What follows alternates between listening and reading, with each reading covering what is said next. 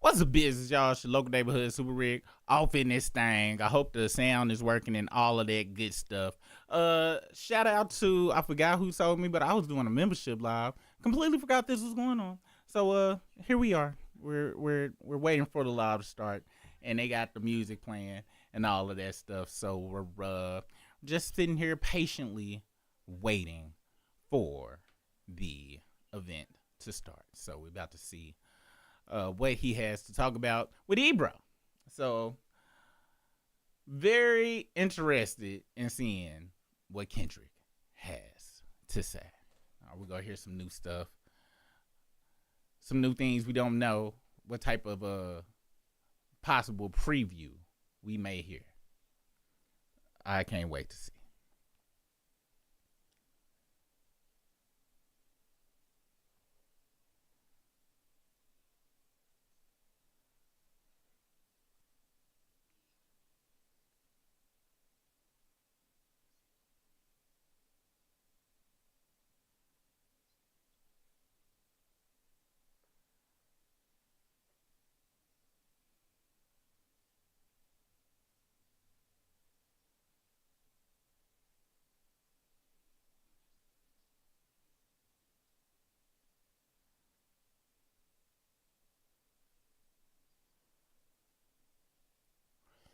What's the business, Vicky Bell?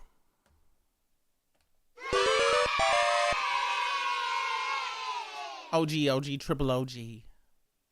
Area Smoke, what's good? You can finally do stuff right again, right, Ariel? Cause we was checking for you last night. We double checking everything, so you should be good. How you been doing, brother? He ain't gonna say Bussy boy now. He damn sure ain't. He damn sure ain't. He damn sure is not. And welcome to the struggle. Welcome back to the struggle.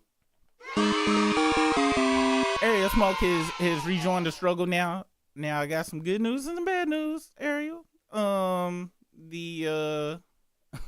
the membership is gonna kick you out tomorrow. It's gonna do that to everybody. You're gonna have to resubscribe to the membership because we gotta switch the account over in the back of the account. So tomorrow night when we do our 7 o'clock live, make sure you ain't get kicked out purposely. Everybody gonna have to re-sign up. So thank you for joining now. I'm sure it'll probably give you a refund or something. It'll fix it all out. You ain't gonna get screwed though. At least that's what YouTube said. But you know I be trying to make shit right, so we'll get it fixed and stuff.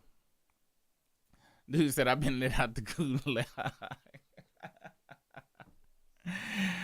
Andrea Haley, what's the business? Good morning, y'all. Good fella 1401. First time I catch a struggle stream live when it's still light outside where I live. Where you at, man? And thank you for joining us. I know, dude. I know. It's the life of YouTube and stuff.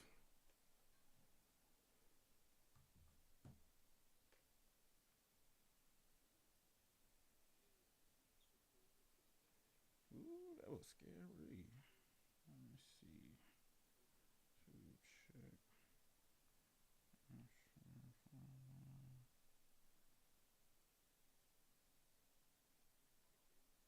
All right, bet I had to check and shit because I'm on my lunch. It's early lunch. That's where I'm at. Now Brisk ain't on right now. Matter of fact, let me hit up. Let me see if he can. I bet she can't. Let me see if he can even get on. Let me see. Who just hit me up? Man, I'll be missing hella calls. Let me see some.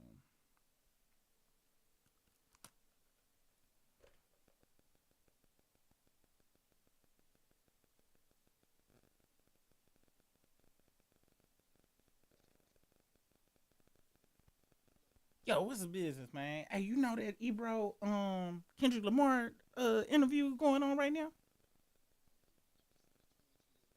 Yeah. I was like, damn. I was like, it just hit me. I was like, man, can the nigga even get on? Oh, oh okay, bet. All right, bet. Well, we'll see what they got to say. Shit, I don't know. Oh yeah. I forgot you. Yeah. All right, there, boy. Peace. Yeah, Brisk can't jump up, but it's just us, you guys. It's just us. Let's see. So we have to pay again. I don't think you have to pay again. I think according to them, it's go cut y'all off. I'm gonna look at the rules and stuff. I'm gonna let y'all know and stuff. And see, unfortunately, on YouTube, we ain't got like refund powers and stuff. Like YouTube do all of this. So I didn't know. Matter of fact, let me look it up. Let's see. YouTube. Well, we gonna look it up. Let's see, YouTube. Because the thing is, the reason it's kicking everybody off is because I got to move the account over to another account. And so it's going to cut off our monetization. So ain't going to be no monetization on the videos. Membership go get shut down, everything. And they claim it's only going to take 24 hours, but it might take like 7 days. So y'all might not even be able to sign back up for the membership when the shit happen. So I want to say you do give a refund, because it's not because we did, it's because YouTube doing the shit. And then, y'all just gonna have to come back up under the thing. So I'm pretty sure it will. I'm gonna look it up, but I ain't trying to sit here and just be on some, because this is how I be looking when I be researching and studying shit. I be like, and y'all don't want to sit there and watch that. I'm gonna go do some chat view, but you should be good on that. Vicky Bell,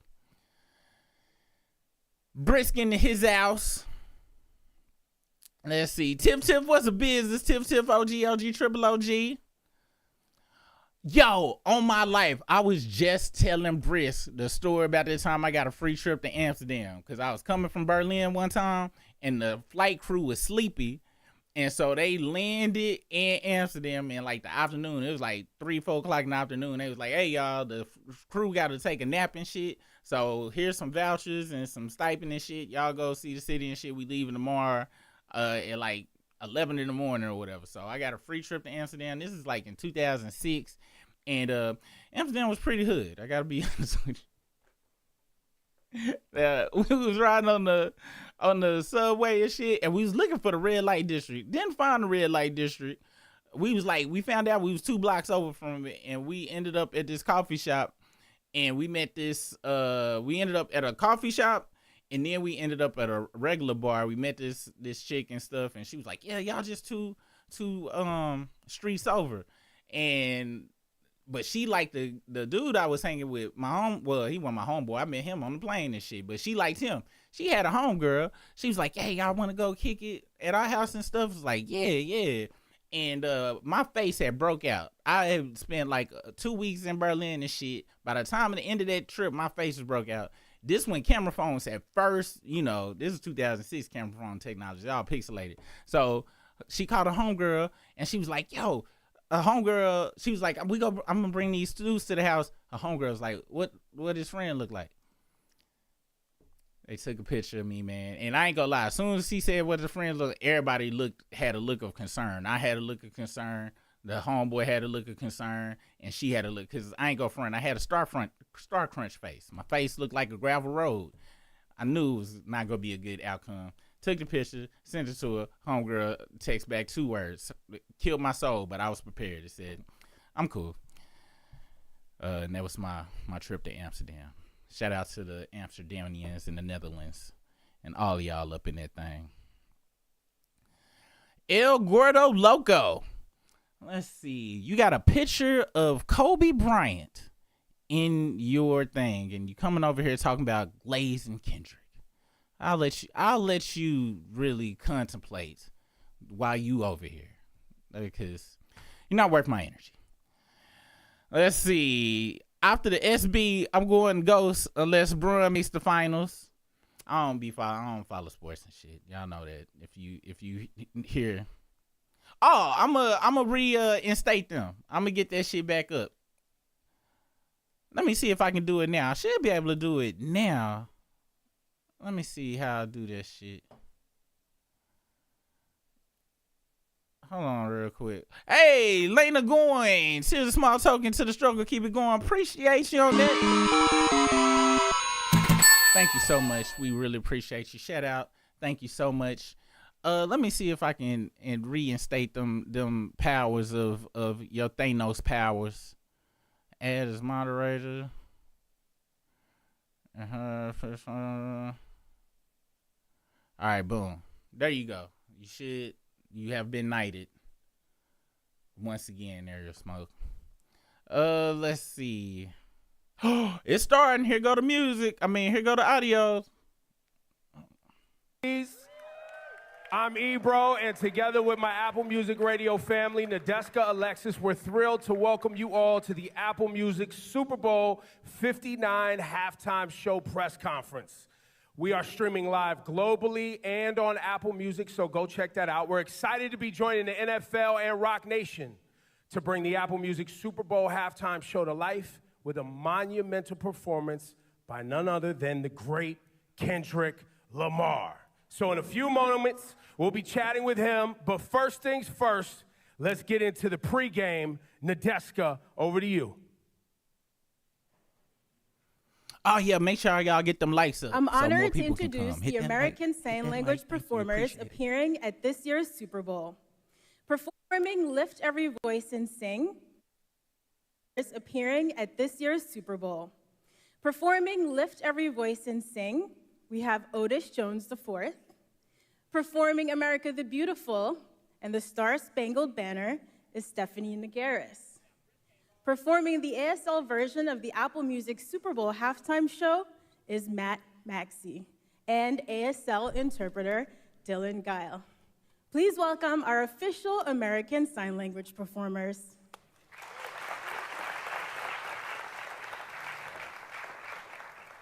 Thank you all so much for joining us this morning. Thanks for having us. Now, to all of our viewers, I'm going to tell you that I'm sitting next to some very impressive humans right here, and you're going to find out why in just a minute.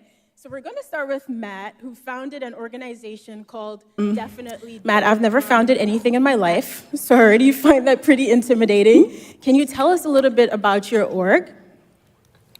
So Definitely Dope was an organization I started to try to bring culture together. I grew up not knowing sign language and not really seeing role models that looked like myself. So when I got to college, I started learning sign language and realized that sign language and music was a great way to learn the language and at the same time get more people involved in becoming advocates and more conscious of accessibility and inclusion. What's that experience been like for you?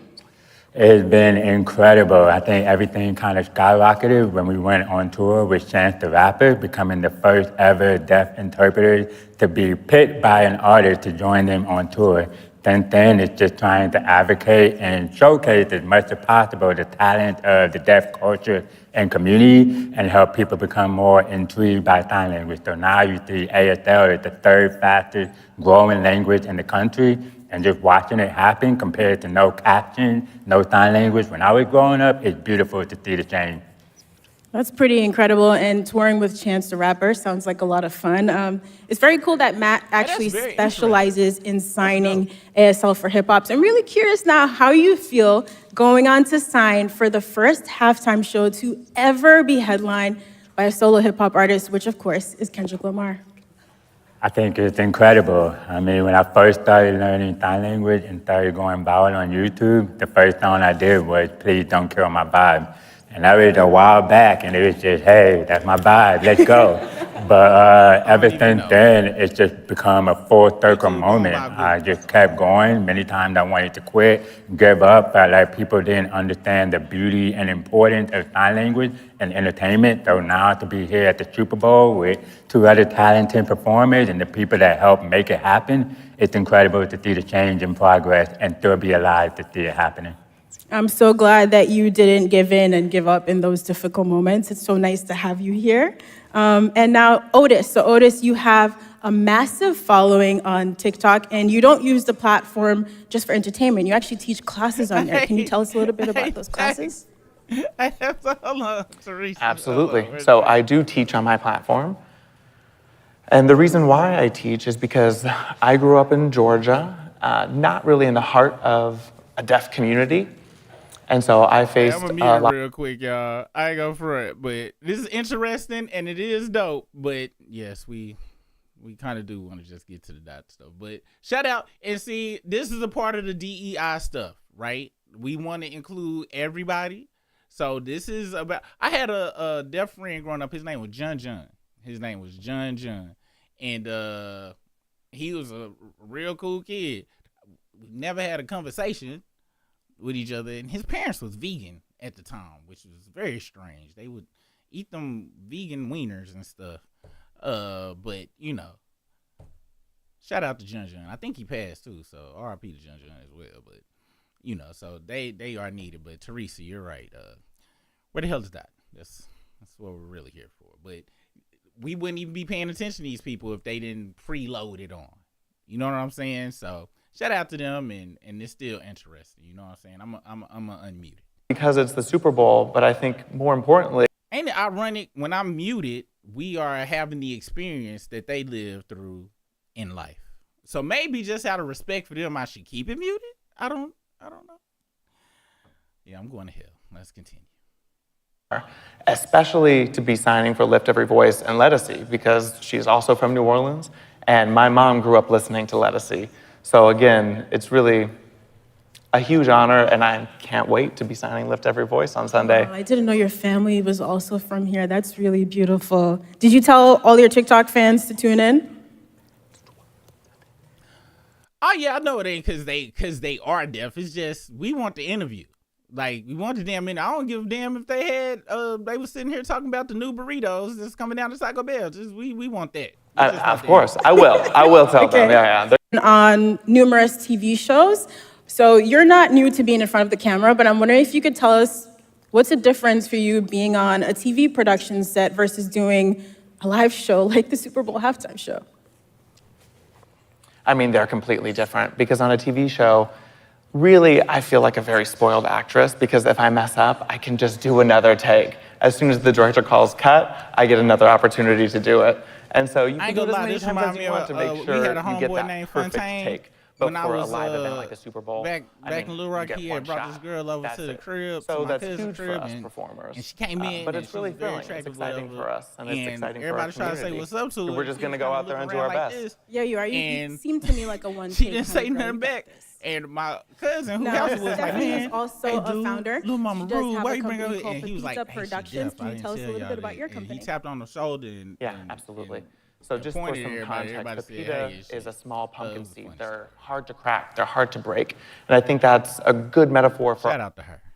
Of course, our community is small, but we have been through a lot. I mean, if you've just listened to us, we've had to work pretty hard and break down some barriers to get where we are. The world is. Hey, you know what's messed up? Andrea Haley. I know what they arguing sounded like. I know that, because ain't nothing worse than you hear some people arguing, but you don't know the specifics. You can't take the details out of it. You don't know what's going on. You just know it's some issues, but you don't know what it is. And I think that's why I started Pepita Productions. Because what's the point of having drama-filled neighbors when you can't be over there listening and be like, ooh, damn, that was fucked up. They shouldn't have did that. You just hearing commotion. It's also important for parents that have deaf and hard of hearing children.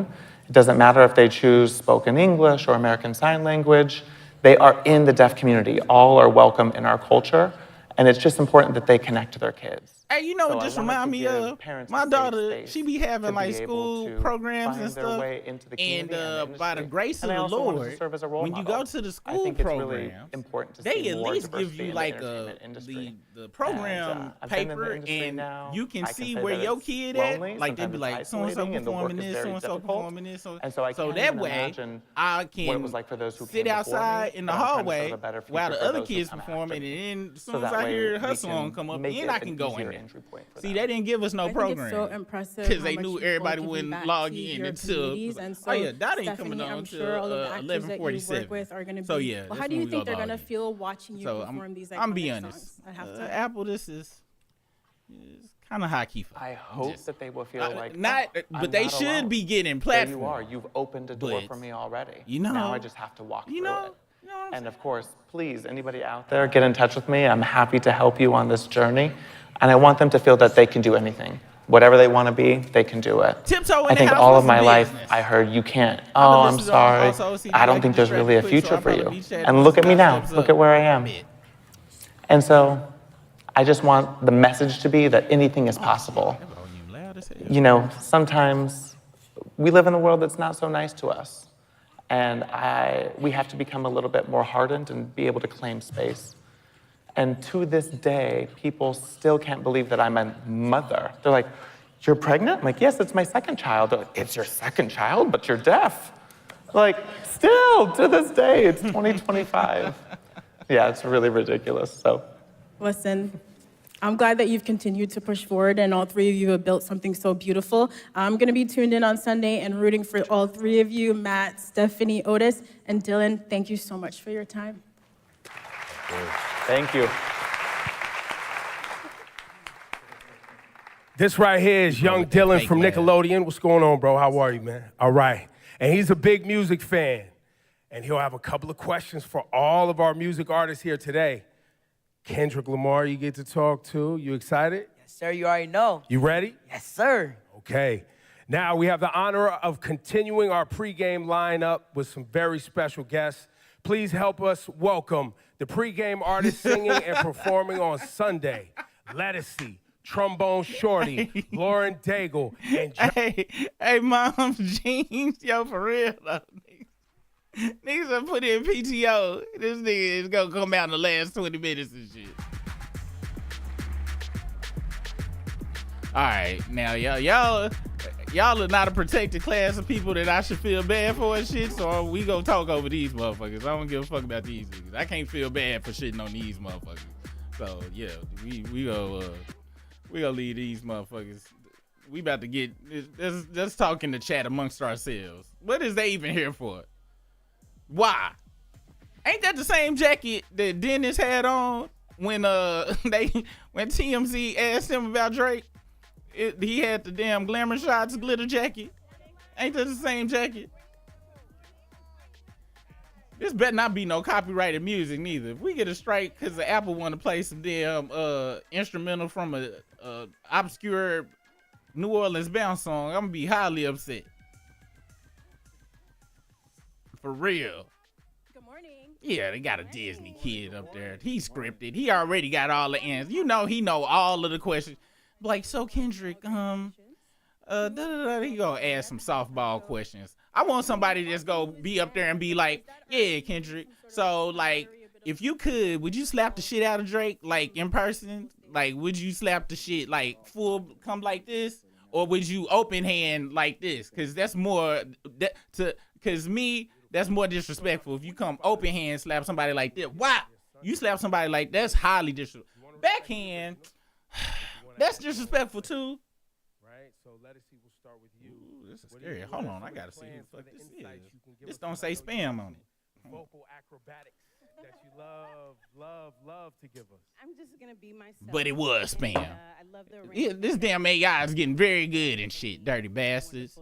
Talking about this is a financial services system. No, you not getting them. You ain't getting your money. Dirty What about bastards. your rendition? What do you got planned? I think me and Lauren, we put together Let me see what these folks talking about. brass band street feel to it, and it merges some rhythms of Lafayette, where she's from, and we just capture in that moment. So I think it's going to be something that you can tap. I into feel and bad still too. No respect disrespect the to these people. original. They You'll out get there it. following their Definitely dreams and shit. understand what we're doing. I'm looking forward to that. Shout out to y'all following y'all dreams and shit. And shout out to that hat. That's a Cam Newton hat. She brought that hat from Cam Newton.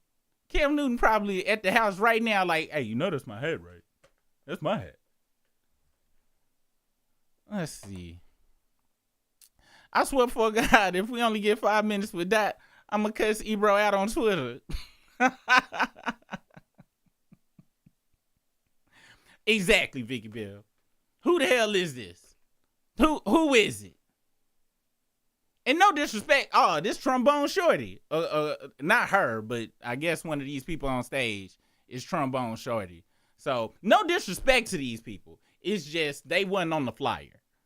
You see what I'm saying? They wouldn't. They need look and see this, and this the NFL fault. we saying stuff because they weren't on the fly. When have you ever been invited to a function and people you didn't know was gonna be there? You weren't made aware that other people was gonna be there, so you went and got geeked up beforehand, and you walk in there, there's some elderly people or some people you want to expect. They done killed your whole vibe, right? You just thought it was gonna be some straight up kicking. That's what's happening right here. So now all us sound disrespectful because we don't really give a fuck about what they got to say. Not because what they got to say ain't important, and not because it's got to be disrespectful, but they weren't on the flyer. I didn't know it was gonna be special guests. And then they started with special needs guests, which now I feel guilty for wanting to have skipped they shit. I thought this was supposed to be a feel-good situation. NFL, man. Y'all, look, just put people on the flyer. Can you put people on the flyer, please? That's all I'm asking for. Just putting the people on the flyer. Speaking of history and looking to the future, so Lettucey is going to be performing Lift Every Voice and Sing. And just a little history fun fact. You seem like a lady who would enjoy some history. This song was performed publicly for the first time all the way back in 1900. So now we're looking at 120 Don't they years though? later, you're performing this song. But I have not. But also simultaneously on a global stage. Like, what does it mean to you to be able to perform this anthem on the Guys are stage? getting graphic in these comments. Gee whizzles. 125 years. It's of legacy, 10:47 in the morning, people. American history, culture. Every person here, this song, I'm overwhelmed. I'm honored. I feel like I'm in alignment with greatness to stand in this moment and sing that song. So, yeah, that's all I can say about it. I'm honored. That's I'm beautiful. about to start crying. I know, I see it. Sorry.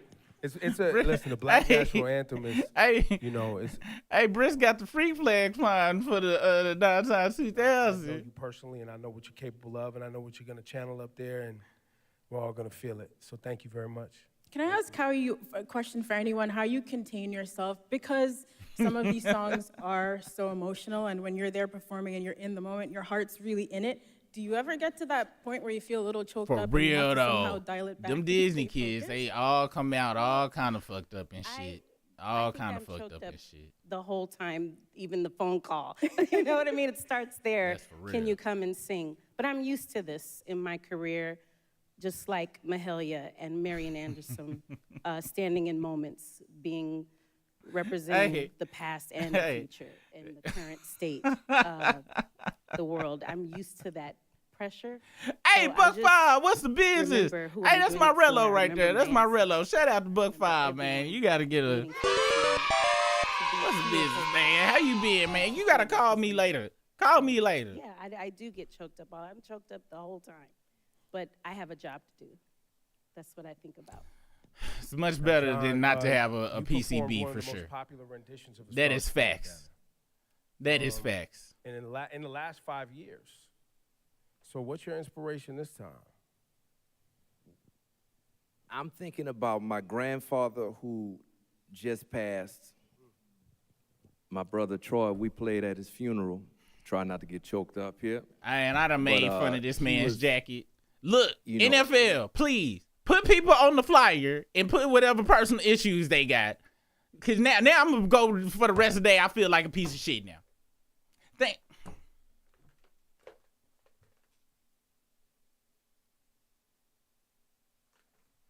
Come on, NFL. You got to do better, man.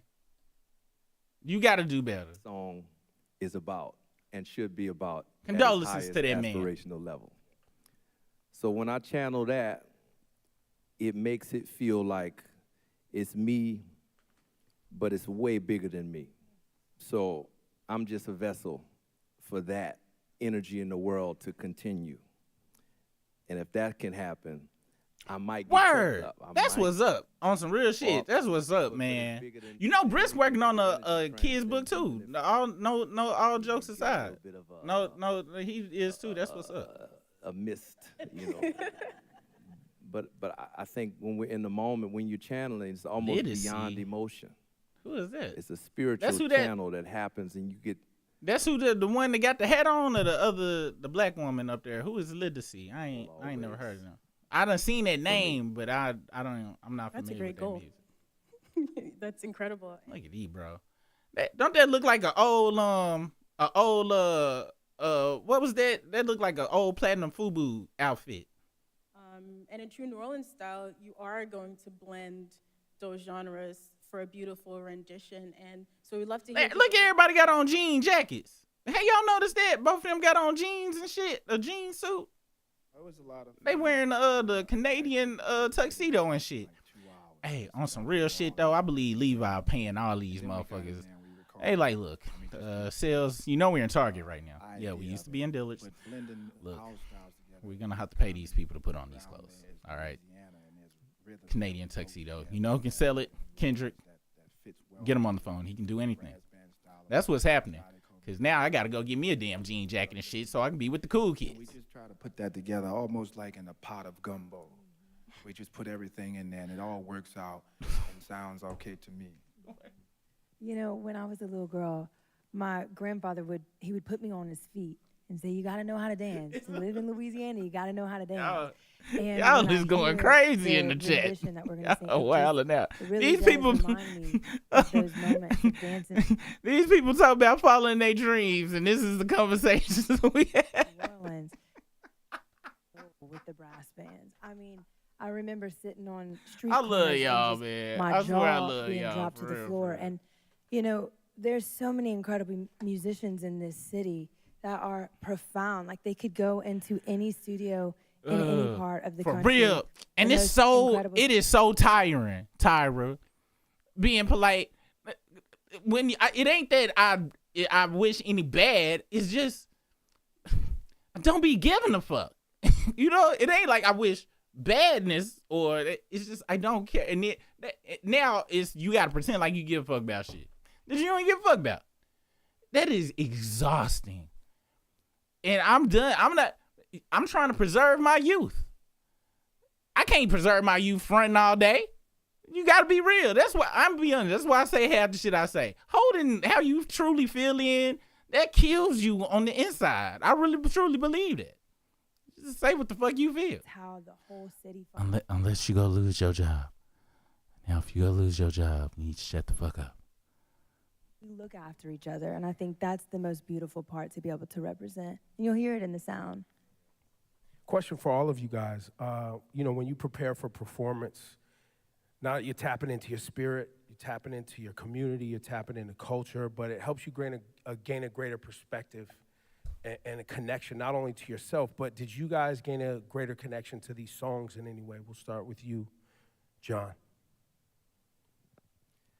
I'm always trying to get a greater understanding of what is it that a song actually is. I ain't gonna front. This feel like when I be going to church, when I be visiting people churches and shit, and and I be like, yo, like for real though, yeah, like when this gonna be over, like when this gonna be the good stuff, y'all. But you can't say nothing. I went with my sister's church was popping. I ain't go front. I actually enjoyed her church. He had a young preacher dude. He kind of looked like Pimp C and shit. So that was an enjoyable church. But well, like you know, you be young and shit, be sitting in church and the person they be saying shit that probably transform your life for the better, and you just be like, how do you make everything holistic? Come on now, like life. Come on, we're living. Hey, you know what's fucked up? All these people on stage, they was like, yes, we got an opportunity. We're going to get our message out to millions. We're going to get our message out to millions. We over here like, can be something that honors the country and also honors the wrap it up.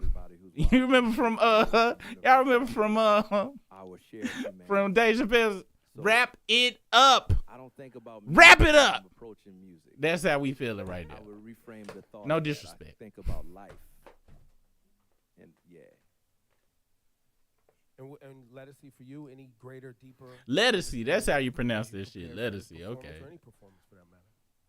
I ain't gonna lie, that's weird. Strange. Like John life as well, but also the moment I think of what is the moment, what is the goal of the moment. Oh shit, cause you know the Secret Service gonna be there and shit. The Super Bowl is not gonna be a fun place to enter. If I was gonna go to the Super Bowl, I'd walk. I would walk. I would not be trying to deal with no kind of traffic and shit. And then I let all Hey, for real though. God help me. Shout out to Briss. And then that's it. Let's see, Disney, Nickelodeon, kid, yeah, all them kid actors, Beautiful. man. Beautiful. In these major moments, Not a damn thing happening. Buck career, 5. Where does this one? We rank? sitting here getting Lauren, I start with you. don't even know what to call it. We're getting a message forced upon us Pretty of incredible, It's positiveness. incredible to be able to share it too. Like, sometimes you do things. Briss, Kendrick better be up here for 2 hours. He better do a concert now. They owe us a full blown concert. I'm talking about from the root to the tooth. His first mixtape all the way to GNX. I want pyrotechnics. I want a trapeze artist, tightrope walker. I want a bear on the ball that be balancing on the ball that's juggling.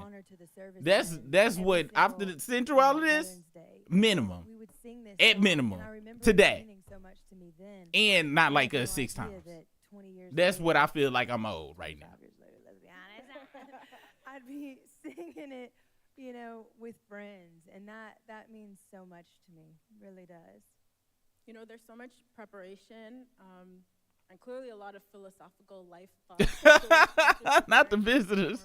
Hey, when they had some visitors stand up. To this one climactic moment.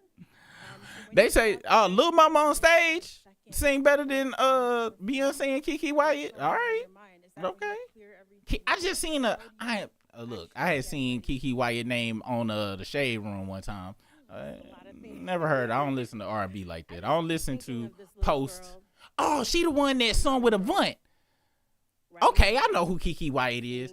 So I had forgot all about her until recently. I had seen her, heard her sing. I was like, yo, she's killing that shit. She got like 10 kids. She's getting in the motherfucker. Coming back here, full circle. I think it's Ozempic though. Allegedly. It might not be though. I don't follow her, so I take. You know what? I take that back. It ain't no Ozempic. I don't know what the fuck. Maybe she got a good workout regimen. And then I'm gonna take a breath and I'm gonna sing the mess out of it. John Batazzi is an amazing musician. That's what I'm thinking about. Let's That's see. why it's emotional. I've never seen a Flock of Seagulls hairstyle with somebody who has. I ain't gonna front. I ain't seen that a lot. Especially if you go to Atlanta, you'll see a lot of different kind of dread styles there. And then I'm thinking, I live in Louisiana and I'm looking to see a second line performance during this performance. Oh yeah, he gotta do that. Manny Fresh need to be there for real. They need to have Manny Fresh or DJ Jubilee. Somebody like that need to be out there for sure to represent on some real shit. And when you feel that, when you know this is gonna come off of my lips, and I'm just gonna hope and pray that whatever is translated. Let us see, sing and lift for every voice and sing. Lands on people's ears. Drake is gonna sue you for pointing out the Canadian, because probably is. I think that probably is. If look, this is that's the airspace you're working in. Hey, that's real shit. If y'all don't see a show consecutive for 2-3 days, they snipe me. They snipe me. And you know what? It's my last word's gonna be like, it was worth it. We actually do have some questions for you all as well from our kid reporters. That's what it's gonna be. All right, let's get to our first question. Then I'm probably come back and be like, you know what? On second thought, it kind of wasn't worth it. My name is I Hazel. did kind of want to see my kids, my What advice grandkids. do you have for kids trying to reach their I should have goals? stayed off of YouTube. Them probably gonna be my last word. Sure, whatever it is you're doing that is passionate, that is pure passion behind it, and that should be your passport to see whatever you want to see. Don't go with the fans. That's gonna probably be more accurate. Practice very hard. That lady look like Cree Summers' daughter. Don't she though? Oh my bad, I didn't scroll the thing. That show from here, that dude look like Cree Summers. Another question. Hey Alvin, how you doing? Hey, I'm Alvin Williams. I'm a little with Big Brothers and Big Sisters New Orleans. What is one piece of evidence a mentor has shared with you that has stuck with you and you now share with those who you mentor? you belong, you're worthy. Just study and do your work. Look, I ain't go front. I might not have the maturity to sit through this. We have one more question from young Dylan. Hello, my name is Young Dylan with Nickelodeon. It's very nice to meet you guys. And Nickelodeon wants to know if you could Dylan a plant. inspiration, who would it be and why? And this is for all of you. This is for all of Well, you. my biggest inspiration is right here, and I was slime him. Bring out the slime. Let's go. We got the slime. I mean, we grew up doing all type of crazy things like that to each other, so it'd be a big payback to him. I'm gonna check that out. I'm about to go look right now. Yeah, I slime Troy right back, huh? Listen. Ooh, we got some stories. Yeah, in love, the slime. Oh, me? I don't know. I've never heard a question like that. But the people I would want to slime, they'd really not be happy about being slimed. Let us see gets a pass on this one. Okay, sorry. They don't even slime people no more on Nickelodeon. What the hell are you talking about? And the slime they do probably do is not appropriate for the work hours to talk about. Okay, and charges need to be upheld for the kind of sliming that I'm sure they're doing in Nickelodeon now. So I'll do it part 2. Made a whole documentary about it. Those were great questions, guys. Thank you. Let us see Trombone Shorty, Lauren Daigle, Jean-Baptiste. Thank you so much. Ain't nothing better than when you hear them start naming all the people on stage name. You be like, hell yeah, this shit over, man. Hell yeah. But shout out to them. Hey. Good job, guys. Love, take care. I love you so much. Thank you for your time, guys. Thank you. I'm new here.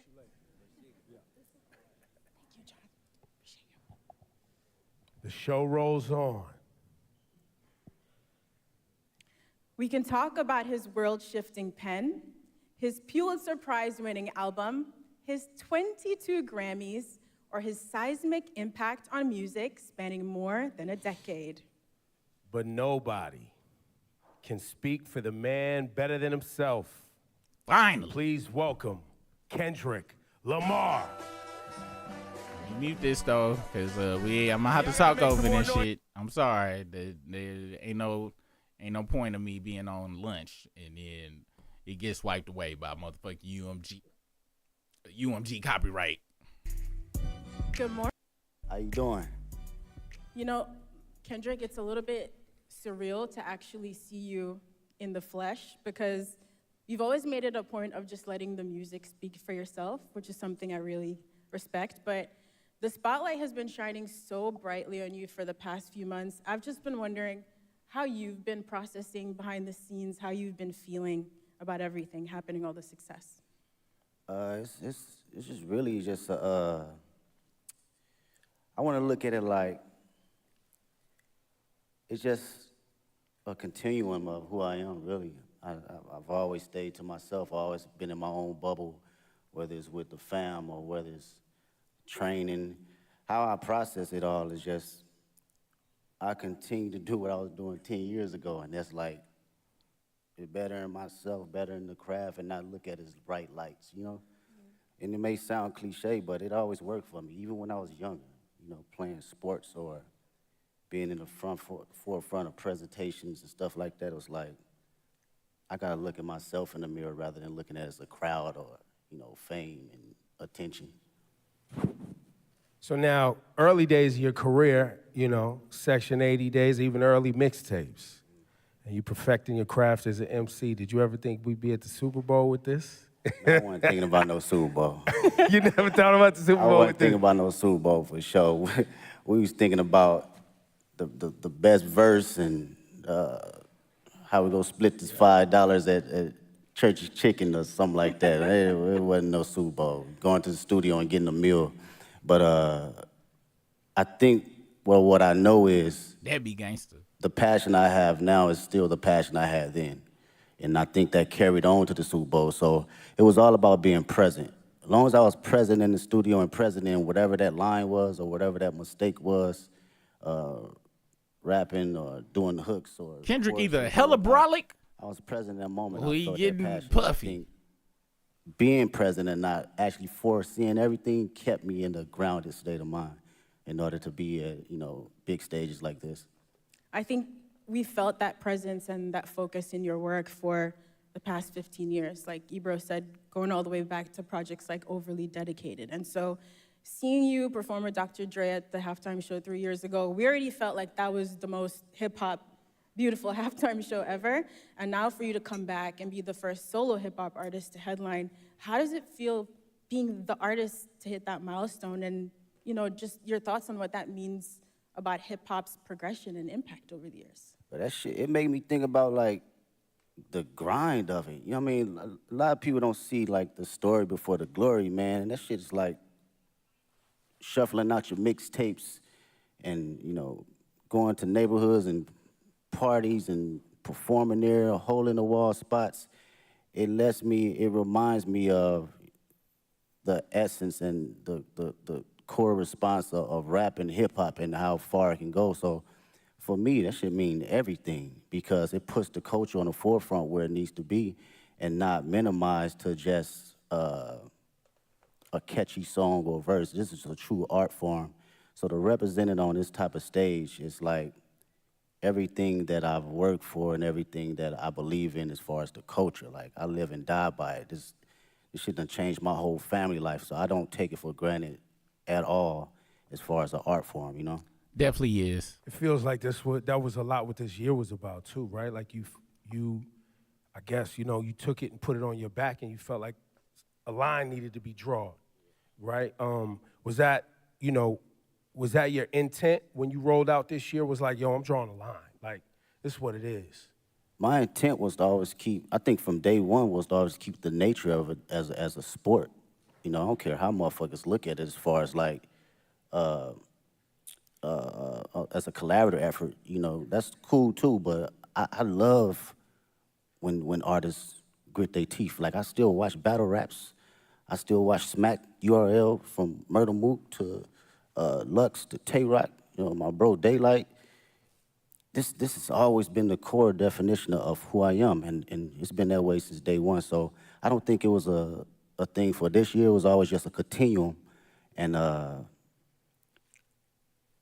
what I will say about this year, it was more from a space where I think a lot of people was putting rap to the back, and you didn't see that. You didn't see that grit. You didn't see that bite anymore.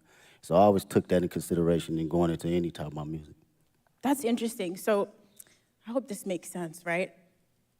We've been following your journey for about 15 years, and you have been so consistent in the messaging and the focus, like you said, and you've always moved with integrity. So in a lot of ways, I feel like we thought we knew exactly who you were as an artist in a positive way. And then last year, it felt like you unlocked a whole new dimension for us. But that person, like you said, was always in there. But I'm wondering, do you still surprise yourself sometimes? Did you surprise yourself last year, or was it just us, the fans, with our jaws on the floor, just stunned? That's a good question. Surprised myself?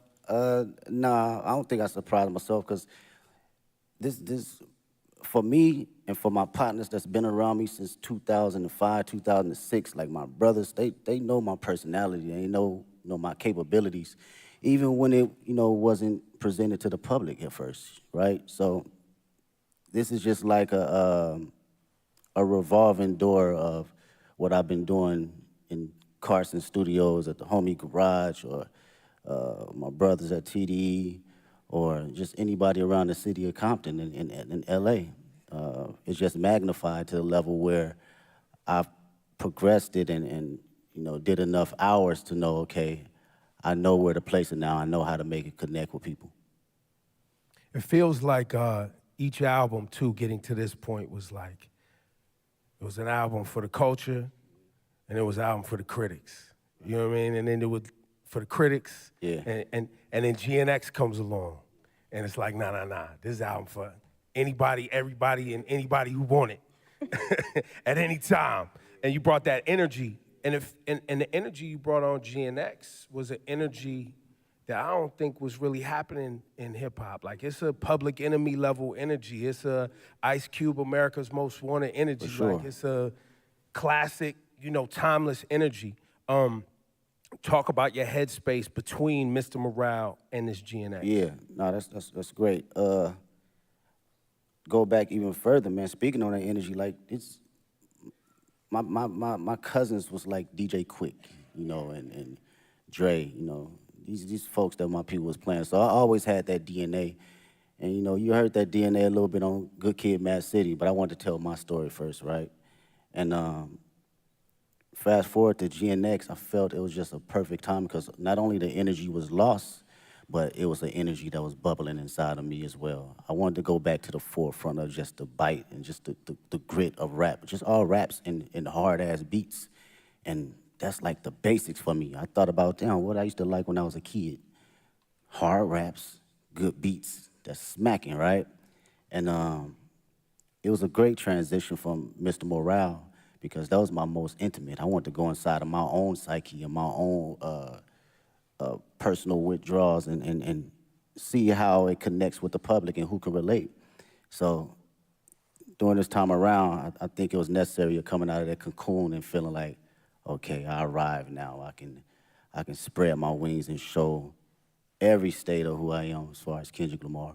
And you really did spread your wings. I mean, you just came off a huge Grammy wins. You walked away with 5 awards, and you won Not Like Us won for Song and Record of the Year, which in itself is remarkable.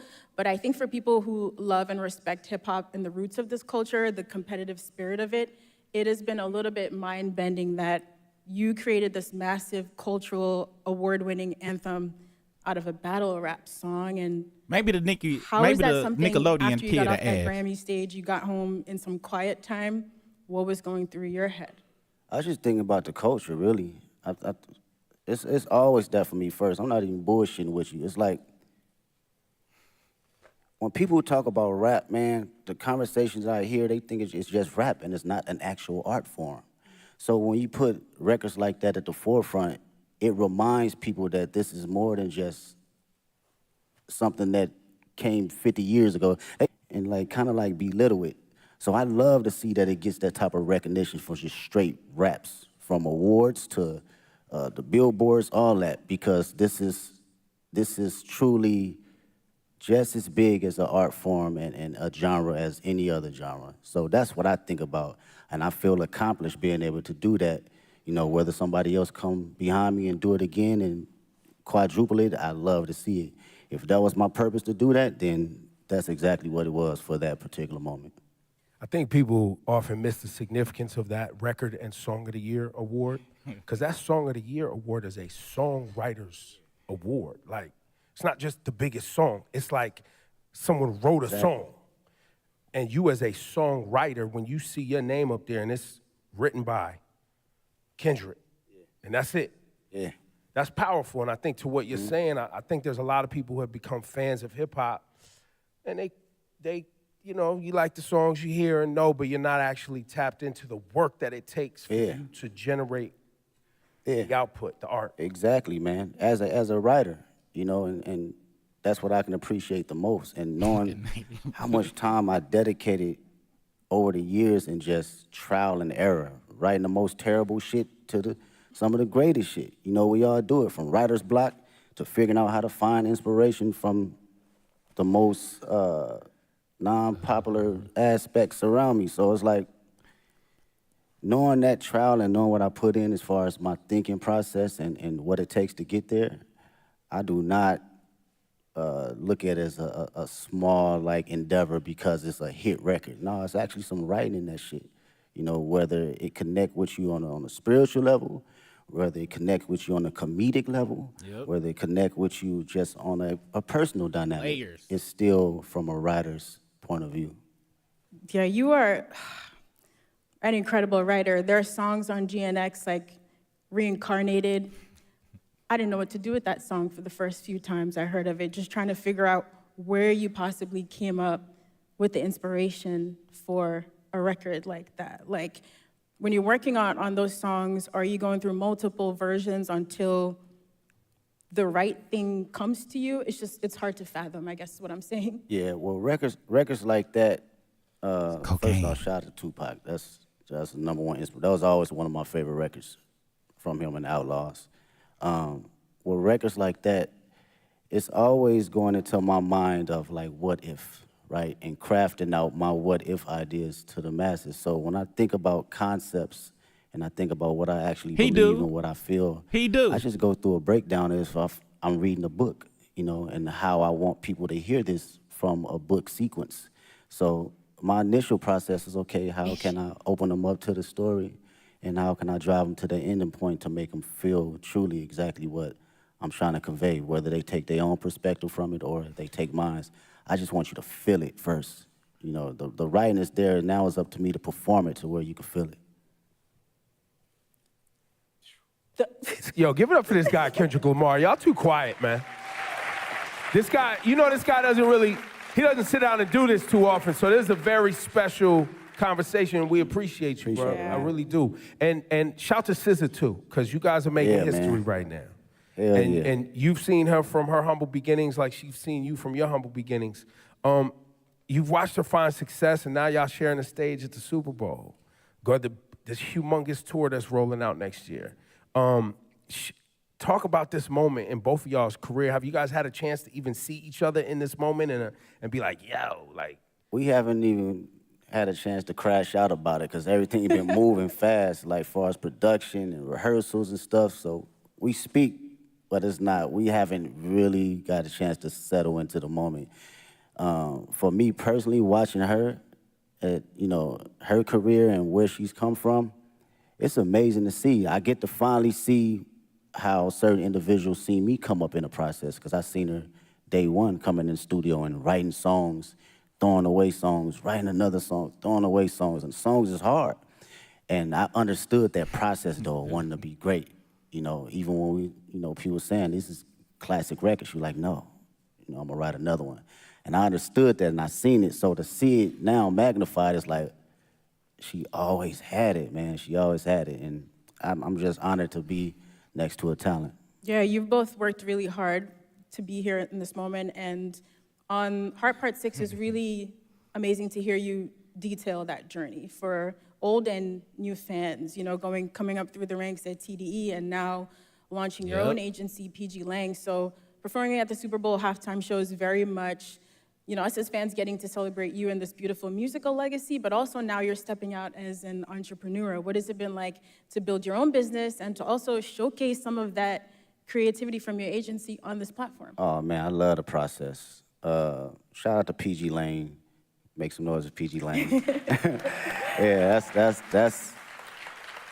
that's my team, man. It's 30 incredible individuals, 5 extraordinary executives that work day in, day out to make sure we are doing something that will long live the culture. You know, from a music standpoint, from a creative standpoint, fashion, film, books, day in, day out of just being around like-minded individuals that have different perspectives outside of just music. So through that process, it was a challenge for me, but even more a process of me enjoying, okay, different ideas and different backgrounds on how to look at things. I love it. I love it. Being on calls and, you know, formulating business ideas and ventures outside of my usual norm, it challenges me. And I can't wait to see what happens next. I know it's gonna happen next. Yeah. I think for the audience too, you know, and anybody watching around the world, the PG Lang thing is, you know, I think people see you as an artist. That's a message for us. But I don't know if you want to share it today, but the level of detail that you yourself, along with Dave and shout to the whole PG Lang team, but y'all as friends that came up together, you in the edits. Like what we're gonna see on Sunday is a PG Lang production. Yes, that's all PG Lang. That is us sitting day in, day out, from the edits, the production, the stage design, the music, the sound tech. It's everything across the board, and it takes a lot of work. It takes a lot of creative individuals. I can't sit here and say it's all me, because these are people that are just as passionate and want to see us win, but also want to put out something that lives a long, long time. And with Dave's creative mind, it's just, he's insane, man. That dude is like Basquiat in so many different fashions. You know, you can literally pick his brain about anything, and he'll give you an answer right down the middle to help you decide for yourself. So that's something I can always appreciate. Yeah, I'd say with all of your powers combined, y'all are really diabolical. Like, when you roll out the videos, all the visuals for GNX, just the way you all move strategically together, it is inspiring beyond the music. You know, just thinking about how to approach life and art in a holistic way. And so when it came down to planning for this Super Bowl now, you know, you've teased on the album coming up to New Orleans with this LA energy. How did you guys approach the show and trying to figure out how to pay tribute to the classics in your catalog with this new music in like a 13-minute set list? Yeah, it's wild. Mr. Morale is like an hour and 30-minute tour, so it's like you gotta smack the shit down all the way to 13 minutes.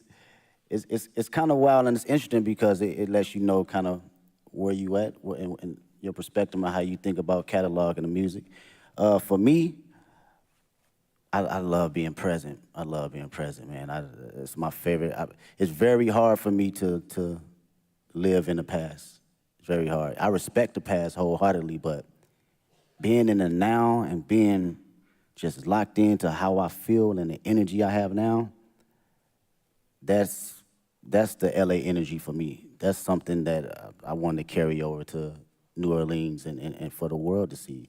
This is me, this is Kendrick Lamar, 37 years old, and I still feel like I'm elevating. I'm still on a journey though, you know?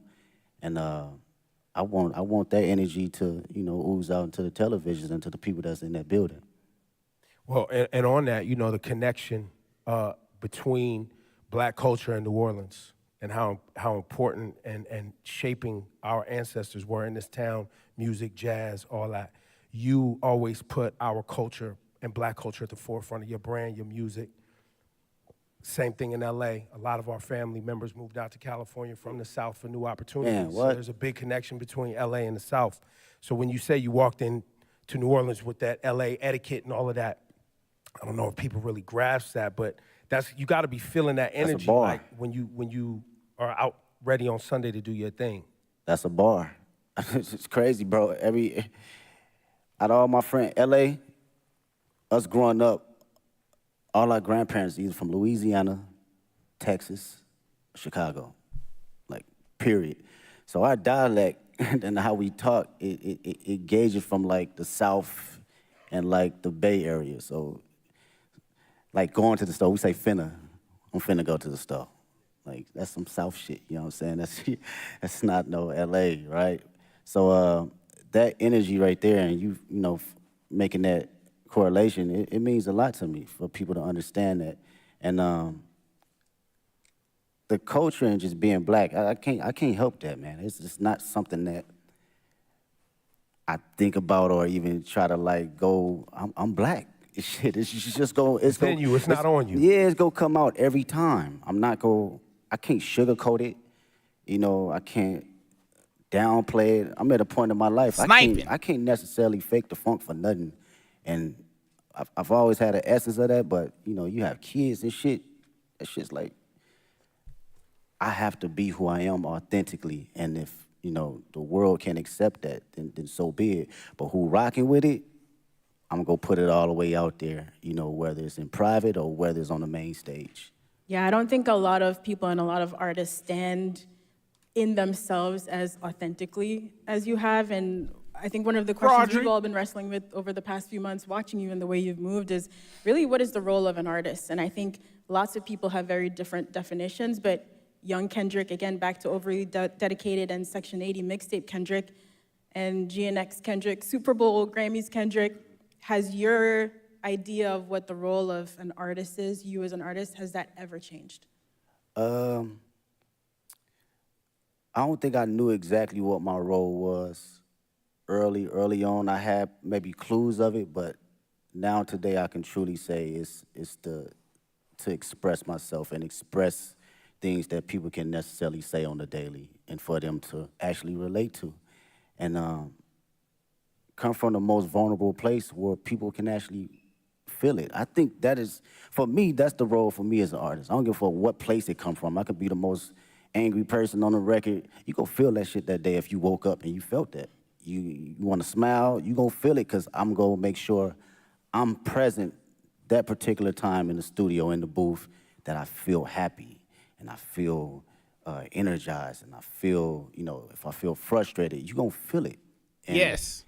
to carry that Black History Month. as an Happy inspiration Black for History. people that's listening that may not have a voice, that, I've grew up with cats, still to this day can't have a conversation. The most meanest, aggressive individuals, but they can't even look you in the eye and express themselves the way they want to. So they resort to other things. And when I think about that, and I know that I have the tools necessary to communicate myself properly and effectively, I gotta do it for them. I gotta make records like Reincarnated. I gotta make records like Man in the Garden. I have to, because they feel that way, but they cannot project it. And when they hear somebody actually giving them affirmations, it allows them to speak more freely and be open, because again, I come from the same place they come from. Wow, Kendrick, we Outlier. might not see you outside again soon after Super Bowl. I know, of course, you have the GNX tour. Listen, I know you also don't love doing interviews, but we are grateful. We're so grateful for all the music and the moments that you've given us over 15 years. And in the last year, your presence and your focus, it is noted. So thank you. We really appreciate it. Thanks for taking our Thanks for questions. fighting for And hip-hop, man. Oh, for sure. Thank you for fighting for hip-hop. it is really appreciated. Appreciate y'all. And now, we do have some we questions have some kids that are gonna ask from our questions. kid But reporter. I got one more thing for you, Kendrick. Before we go to our friend here, Hayes Adler. What should people expect to see and understand about Sunday's performance? Storytelling. I think I've always been very open about storytelling through all my catalog and my history of music.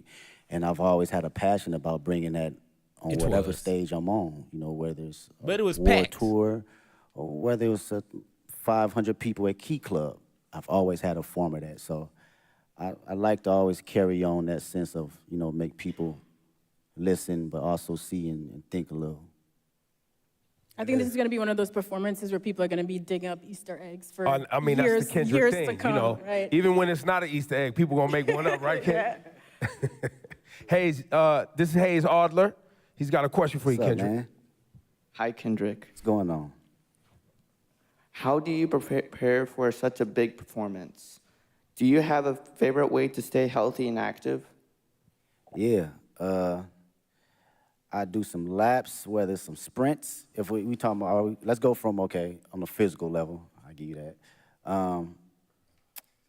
Maybe it's a 2-mile warm-up or a mile warm-up, maybe some push-ups, just to get the body movement. Sometimes you be out on that stage, man, you need some oil on your knees a little bit to get moving and get cranky. So physically, yeah, I'm just exercising the body, a little bit of stretching, a little bit of all that. And on a mental level, I'm usually playing some Isley Brothers just to calm not my nerves, but calm my excitement and just give it a balance, So that's my prep right before I go out. Thank you, Hayes. Thank you so much. And now Alvin Williams. How you doing, sir? What's up, Kendrick? What's up, man? I'm a little with Big Brother and Big Sister New Orleans. What has mentorship meant to you during the course of your career? And if you could thank your mentors for believing in you, what would you say? Wasn't that the same Oh, question? man, He asked that mentorship same has question. Been everything. To be around individuals that experienced every little thing that you think that you're the first person to go through it with, it's a difficult task when you're a young individual, because you're like, shit, you don't know what you're talking about. But as you progress and you be like, damn, he or she was right, you begin to understand life a little bit better and not be so judgmental to people that have been here before you, right?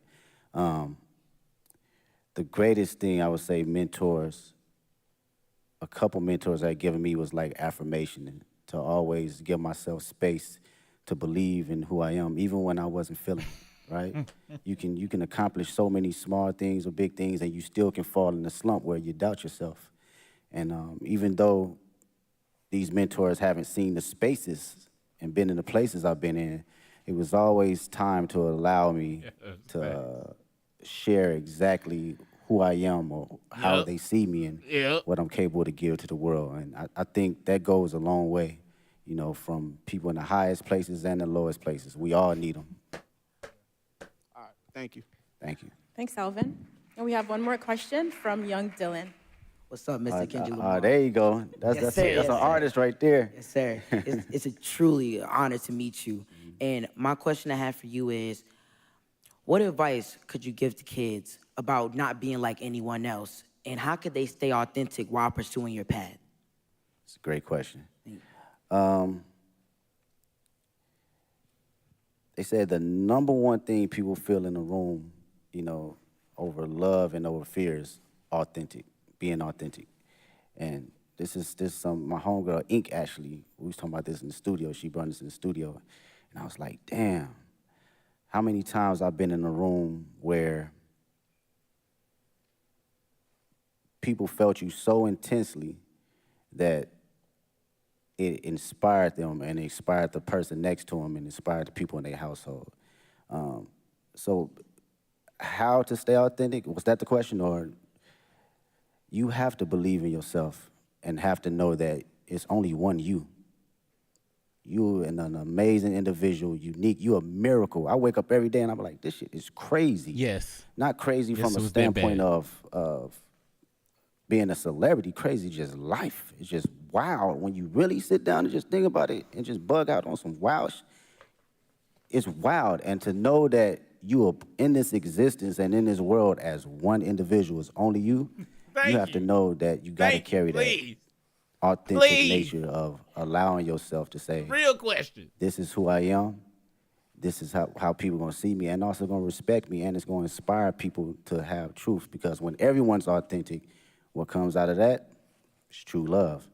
There's no boundaries. We don't have any courtship on judgment. We don't have any perception of I love y'all. Being able to ridicule anyone, because you showing up as your true self, I'm showing up as my true self. And carrying that nature, it take you places.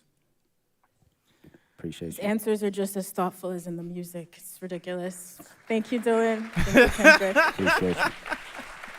Ladies and gentlemen, one more time for the great Kendrick Lamar, please. Thank you so much for your work and your dedication. We Thank appreciate you. Appreciate Go out there y'all. and have fun on Sunday. Thank you so much to everyone for joining us today. We can't wait to see Kendrick take the Super Bowl halftime show stage. While you wait, you can listen to his catalog in spatial audio.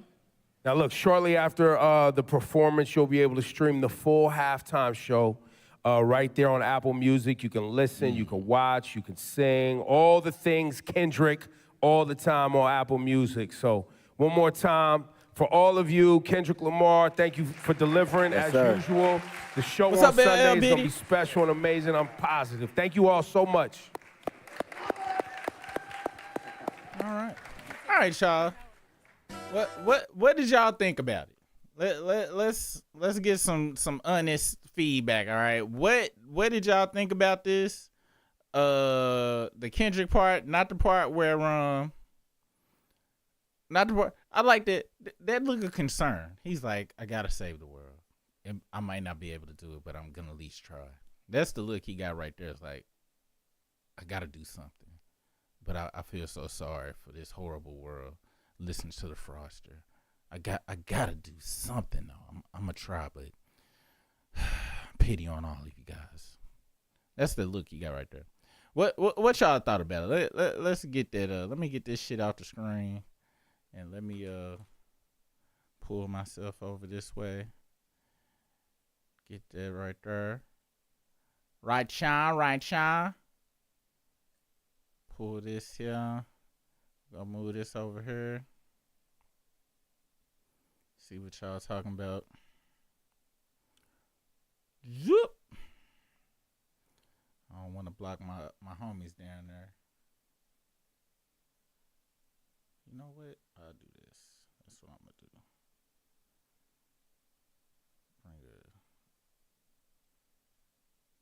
Mustard on the beat, Hope Debo. Any rap nigga, he a free throw.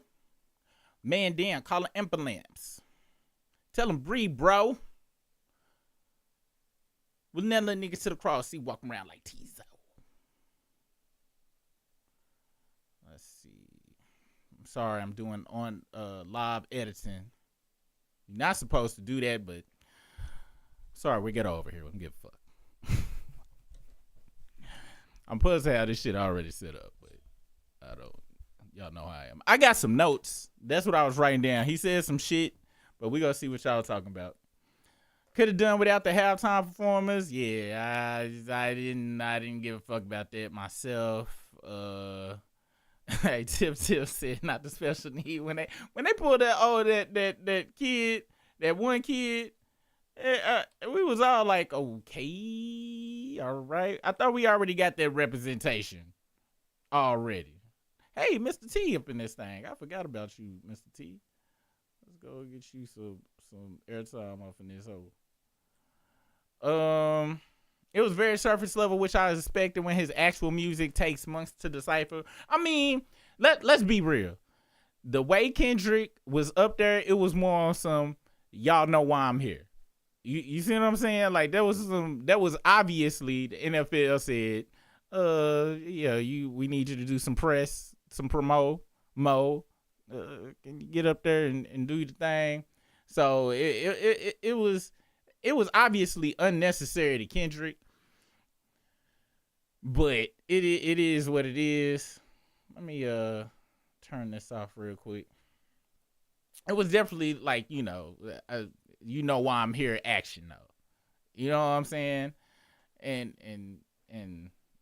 let me see if I can make this show more of y'all's stuff. Give me a second real quick. We'll make this 20. How about 3? Andre 3000. Then we'll go make this smaller. And then bring this down like this. And then what's this right here? And then we'll spit this up right here. All right, this will be good enough. How do I chop this part off? Can I chop that part off? Or I'm going to just have to literally make it smaller. I'm sorry for the bootleggetry.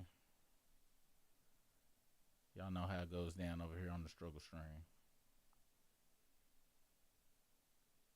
Y'all know how it goes down here on the struggle string. I'll put this, yeah, right here. It's cool. That looks nice and neat. I like that. One of the best interviews I've seen with him is what LL Biddy said, who's an OG, triple OG off in this thing. Oh, said it was one of the best interviews was with a little girl during his Mr. Morale tour. He was super engaging. Super, did you intentionally have Perfect Cell posing like that, or he, like he just skeeted with him? Hey, that's some real shit. That's some real shit. He had fell over, and I had just put him back up there like that. But I was like, you know what? Hey, very plausible. It was a very plausible pose. But it wasn't intentional. But it's not. God damn it! It's not that it was not. It went unnoticed.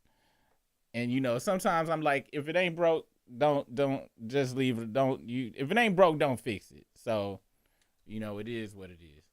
God dang it, Frieza. Don't never want to stand up right.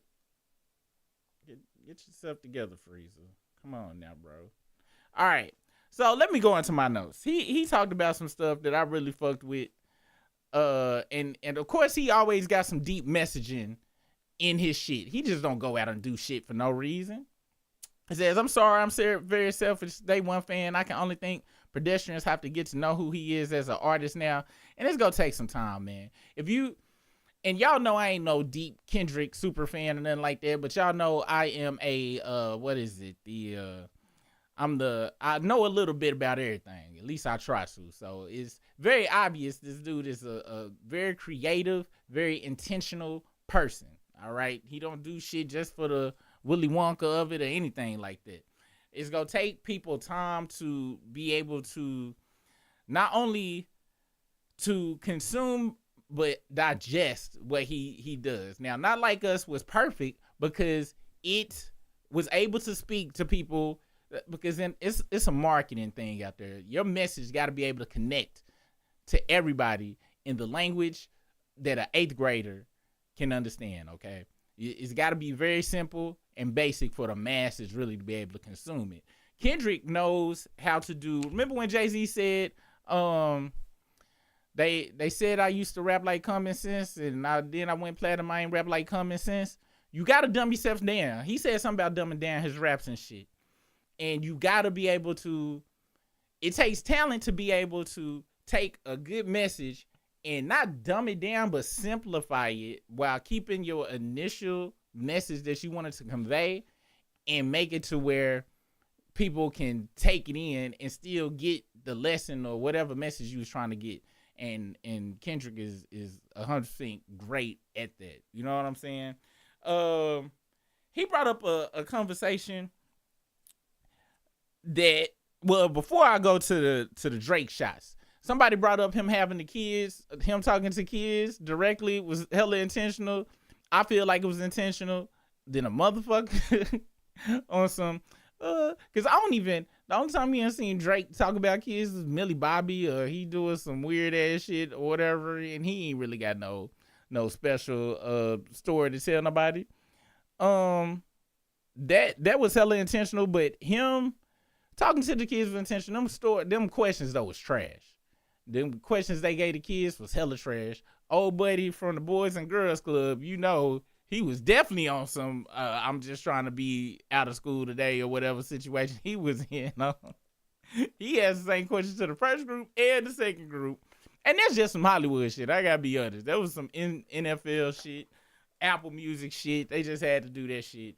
But it was intentional having the kids there. It was very intentional. His answer, when he brought up he just black, when he just brought up it's the culture, it's either in you, it's in me. That's all.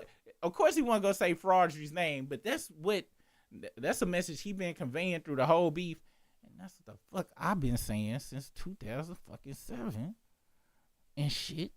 Like, and it's culture. This is called the finna. I say fixing to, or finna sometimes. I say finna, I'm fixing to do something like that. That's some Arkansas. That's some just down south shit. And that's some shit I absorbed that. I didn't directly get taught that. I learned when I was in school it ain't fixing to a finna. But that's just the fucking regional dialect of where I'm from. This is culture shit. That's just how I talk. I can switch it on and off. Yeah, you goddamn right I code switching this bitch. I got bills to pay off in this hoe. But that's how I talk on a regular basis. You can't mimic that shit. The Froster tries to mimic that shit, and he can't. He in that section when he was just talking about being authentic, be you, had to be directly to Froster, because he try to be all these different people, and then when he do be himself, we go clown him. Like, if you saw the live last night, which I'm chopping up and shit, and I'm a re-release it. I'm gonna take chunks out of it, but I'm re-releasing that live from last night because his authentic self is not acceptable to folks of at least my culture where I'm from. They might fuck with the jams, but just him as who he is he's not like us.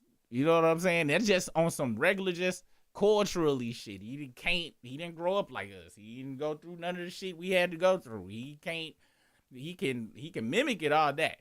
So he threw hella shots at the Fraudster. They set up the alley-oop, he slam dunked it. One thing he brought up that was not fraudery related was when he brought up his homeboys that don't know how to communicate their feelings. And me and Brisk had a conversation about this. The hood is, y'all remember Who Cloned Tyrone? That movie even though it had its flaws, the basis of the movie was basically the hood is a controlled environment. Everybody that grows up in that shit is institutionalized and only given very, very, very limited tools. Communication is the most limiting of them. And he was basically saying, yo, I got homeboys from the hood that don't know how to communicate, get their feelings out, how they feel about shit. And the only way they know how to express it is through aggression. They ain't given the tools to be able to get it out through creative. That's what they took all the music programs out of school. They done took a lot of shit programs where people could get their frustrations out of something, express themselves. Art programs, they ripped them that fuck out. Any way this person can express themselves in a way. And Kendrick was blessed with being able to have those tools available to him, or innately have them to express himself. And he brought that up that his homeboys ain't got that. So when he making these songs, he's talking about this issue that we have in our neighborhoods that are everywhere in America, of these controlled environments that's been set up through redlining and a whole bunch of other Black history shit, which we'll probably talk about on the membership at one point. But all of these camps that we call the hood, I love that he touched on that. He turned some fluff shit, and he put some gems in there. He put some jewels in there and shit. I fuck with that. I think I forgot who asked. Somebody was like, "What's the question?" Oh, something else he brought up. He said that they asked him what is the main theme, or what he gonna be talking about on the what's the Super Bowl, what we can expect from his performance. They said storytelling, okay, which is awesome. He said storytelling because he is going to put on a master class in performance, and I'm looking forward to it. It's not if he go play Not Like Us, it's how he gonna incorporate it in. That's what I'm really excited, just how he gonna incorporate it. And I ain't gonna front. I'm looking forward to, I love him to incorporate it where the crowd sing it for him. It's cool if he's singing, but he ain't even got to do shit no more. Like, he passed that. Somebody else said that in the chat. I forgot. This is not like all that shit. This is past. I hope the crowd do it for him and shit, and he just keep on moving with progressing forward and shit. Let us folks on the ground go with our outward fraudery hate, specifically saying it and shit. He ain't got no more to have to say about this shit. Another thing I really like about this interview, when he brought up PG Lane, and I did a video about this. PG Lane ain't just music. It's the art. It's an advertising agency. It is a branding agency. Like, he handled everything. And with this Super Bowl shit, he said they handling the stage, the light crew, all of that shit. Like, from the root to the toot, everything is in-house PG Lane built, that's true ownership. He owned, that means everything, he's leaving nothing to chance, nothing to question. PG Lane is in-house, and that was an advertisement to other businesses. PG Lane is a business to business, meaning they do this spot that they doing for the Super Bowl is him performing the Super Bowl is a huge commercial for PG Lane to do other campaigns for huge corporations and businesses, which is, he's thinking so far ahead. And part of the interview I liked when they was like, when he was talking about PG Lane, he's like, I don't know what's gonna happen, and he was like, no, I do know what's gonna happen. This motherfucker that means he has campaigns in the motherfucking invoice. All right, he done already booked. All right, and this is going to just be a fucking spectacular advertisement for PG Lane and what his business can provide. And I can't wait to see it. I can't wait. I'm so excited. And I'm gonna be honest, it's done moved past just the shitting on Drake part. I'm just genuinely excited to see what PG Lane, his company, go do as a fucking company. You know what I'm saying? Now, me in my peon status, we're gonna always keep moving forward with the fuck fraudry shit down here. But he passed it. He dropped the work last year that he needed to say. That work is gonna live on. That's some time capsule shit. You put the 4-pack, the fuck fraudry 4-pack in the time capsule. 123,000 years from now, another civilization hear it, and they can be like, number one, whoever's this being that created this is totally awesome, man. Number two, whoever he's rapping around is a big hoe, but we don't have any recollection. Nobody made a time capsule of this guy he's talking about. Say Drake. Who is this Drake character? Because nobody's gonna have any. Nobody wants that. He has no legacy to live on at all. At all. It is fucking awesome. Look, you guys. It was cool hanging out with y'all. Let me go through the chat real quick, and then I gotta hop off because my lunch just run over. Let me see what y'all talking about down here. Slippery halfling. You're definitely my spiritual animal in real life. I swear I was thinking the same thing when those kids was asking them questions. Yeah, it was like, nigga, I've never seen Drake interact with children. I don't know, trying to give them any type of real life outside some bullshit like, oh, just follow your dreams. No real life introspective, talking to them as actual people with dreams and goals type shit. I had never seen that shit. It was very great. Super Eyes just went gas station smoke on us. Cause I'm trying to pay attention when I do lock in. Cause I saw y'all talking about my ADHD and shit. If something catch my interest, I do lock in and get it done though. So, and I was really trying to process what he was saying, cause he was up there like, I know I got to do this for the NFL, but his answers were not.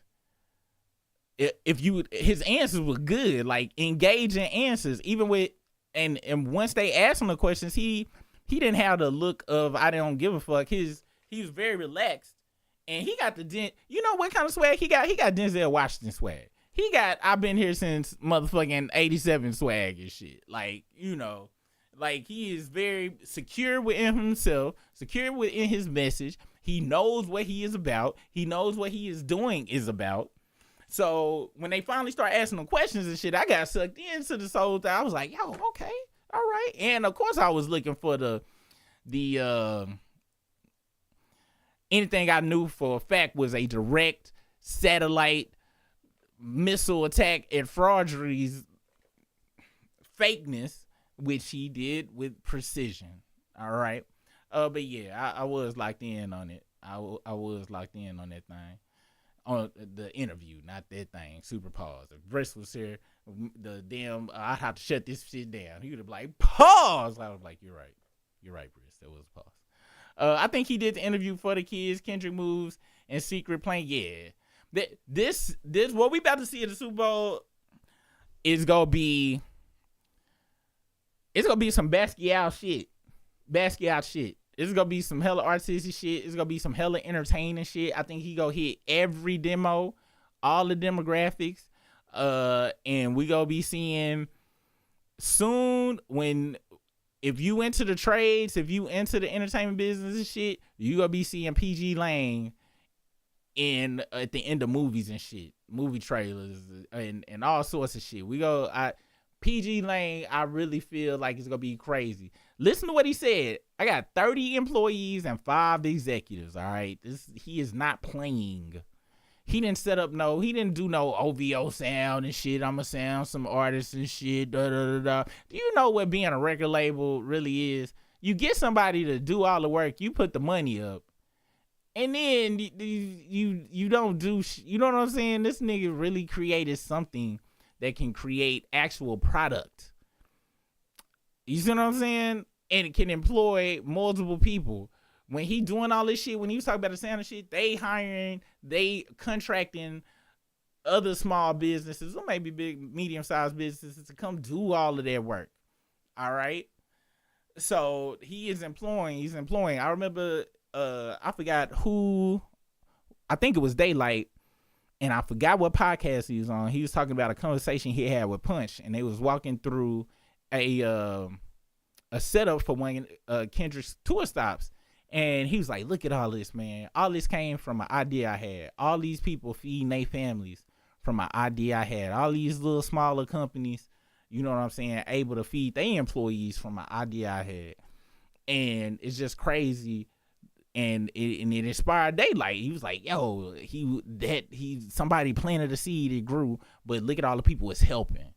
You know what I'm saying? Like, a lot of people want to be the boss just to say they the boss. They don't look at it as, look at all of these people I'm helping. When you start a business and it's successful, you employing other people. You are helping other people. You're growing your economy locally. Or if you know, pimping the online stuff, you helping somebody else's economy. But it is what it is, though. But I really fucked with this interview. Is there anything else? And he said, just be you. Just be you. Something fraudulent, though. When he do be him, though, he's corn. It's a catch-22 for him. Fraudry is in a catch-22 because the community he want to impress, he who he is by himself, is corn. He wouldn't have had that problem, though, if he had just been corn and never tried to switch over and be what he think is cool and mimic what he thought he could have fucking been his authentic self and been all right. I wouldn't fuck with him on no level. Even I don't like this nigga ain't got no talent to me. But Kendrick just put the blueprint out, and I hope children, the kids in the audience and kids that was watching this and anybody watching this, young people, early 20s, late teens, listen to that. Just be yourself. Be your authentic self. That's what's cool for 2025. Just be you. If you don't like some shit, say you don't like the shit. If you like some shit, say you like the shit. No, learn who you are. My cousin always tell me, once you know who you are, you good. Learn you. Be you. Once you be you, you good. You bulletproof. Everybody try to make it through this world without getting harassed or canceled or critiqued or criticized or made fun of and shit. And that's not reality. That's not reality. Like what you like. Don't like what you like. Love what you love.